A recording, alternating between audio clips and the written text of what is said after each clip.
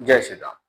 कन्या राशि के जातक को मंगल ग्रह का राशि परिवर्तन होने वाला है। अब मंगल देव मकर राशि में गोचर करेंगे।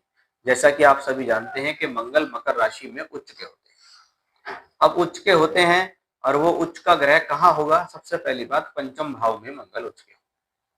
पंचम भाव जो कि शिक्षा विद्या का है, लेकिन उससे पहले वो भाव बुद्धि का भी। बुद्धि भाव में मंगल उच्च के हो रहे हैं। आप यहाँ देखिए कि कन्या राशि के जातकों के लिए जो मंगल ग्रह है वो मित्र नहीं होता। शास्त्र कहता है खराब भावों के स्वामी ग्रह अगर अच्छे भावों में उच्च के हों तो ऐसा प्लेनेट खुद जातक को नीचे धकेलने में सक्षम है, अचानक से फॉल देने में सक्षम है।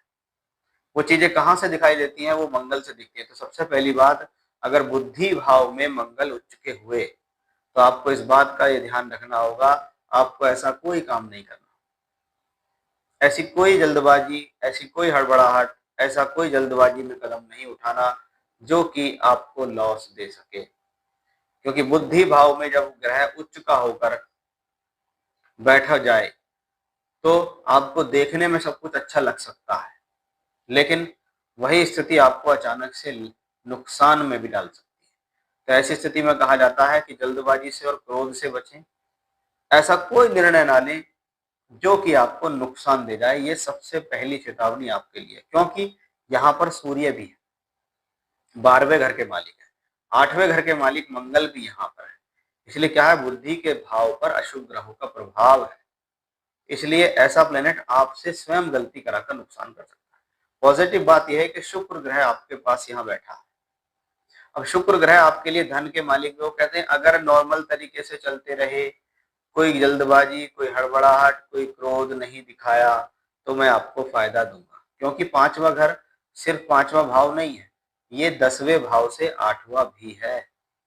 यानी मेरे कर्मों की गलतियां, मैंने जो भी कर्म करके गलती की वो मुझे एजुकेशनल लॉस दे रही है, लव रिलेशनशिप में लॉस दे रही है, नौकरी में लॉस दे रही है या व्यापार में लॉस दे रही है। वो चीजें कहाँ से पता चलती हैं? वो इन्हीं कॉम्बिनेशन से पता चलती हैं। इसलिए आपको थोड़ा सा यहाँ इस बात का, इस पूरे मंगल के ट्रांजिट पर ध्यान रखना होगा, क्योंकि मंगल उच्च के हैं और 11वें घर को देखते हैं। यानी वो कहते हैं अगर आप सभी चीजों में नॉर्मल रहे, सामान्य रहे, क्रोधी नहीं बने, जल्दबाज नहीं बने, समय का आपने इंतजार किया, तो ये प्लेनेट आपको फायदा भी देगा। लेकिन वो पहले चेतावनी दे रहा है, उस चेतावनी को स्वीकार करना है। बिना वजह किसी चीज के पीछे अड़ना नहीं है, लड़ना नहीं है, झगड़ना नहीं है, अपनी एनर्जी को गलत जगह नहीं लगाना है। शांत रहकर जितना काम करेंगे उतना बेहतर होगा। जय श्री राम।